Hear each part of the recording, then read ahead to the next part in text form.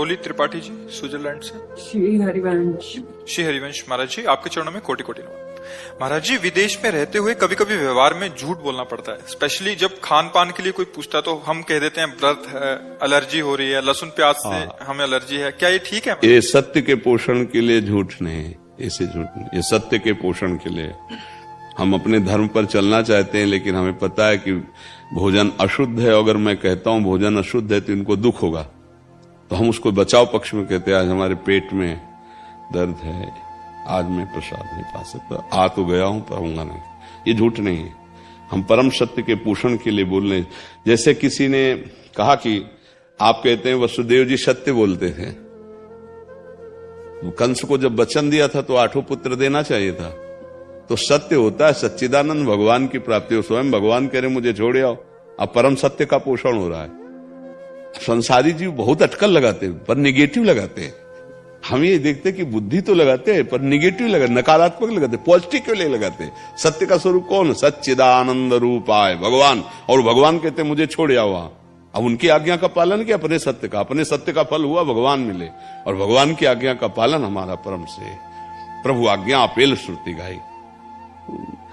हम यदि धर्म से चल रहे हैं, सामने वाले को दुख पहुंचेगा अगर हम कह देते कि हम तुम्हारा भोजन नहीं पाते, अशुद्ध है। ये हमारी भक्ति नहीं कहती। भक्ति कहती उसको दुख ना पहुंचे और हमारा काम बन जाए। आज हमारी इच्छा नहीं, क्यों? थोड़ा उधर में परेशानी है आज। नहीं, थोड़ा पा लीजिए, बिल्कुल नहीं।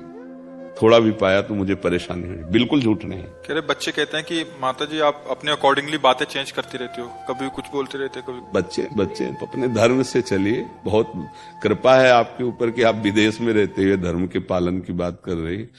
इसमें नहीं, चिंता नहीं करनी है। अब ऐसे सत्य को समझना होगा।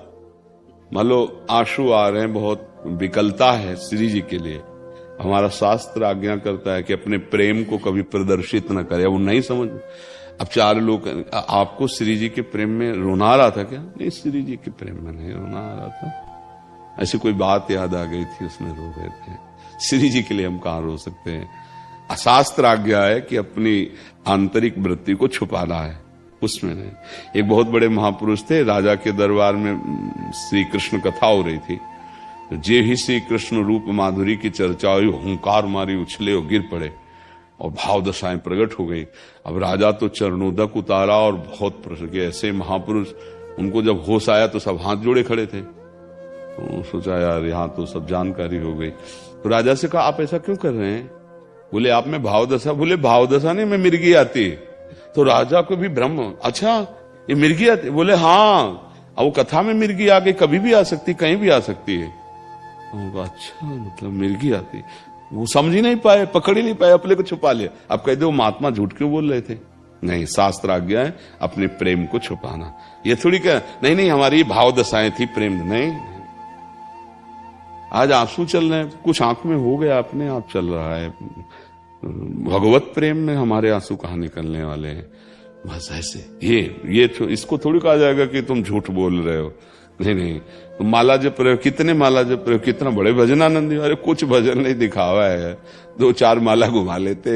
गुरुजनों ने कहा है उनकी आज्ञा पालन, ये थोड़ी बता। नहीं, अब उसमें इतने माला जपता हूं, ऐसा कुछ नहीं, उसको छुपाया जाता है। आप ऐसा करते, कहां ऐसा हमारे में वो भक्ति कहाँ है जो होनी चाहिए? ऐसे छुपाया जाता है, तो उसको ये थोड़ी माना जाएगा कि आप झूठ बोल रहे हैं। जी।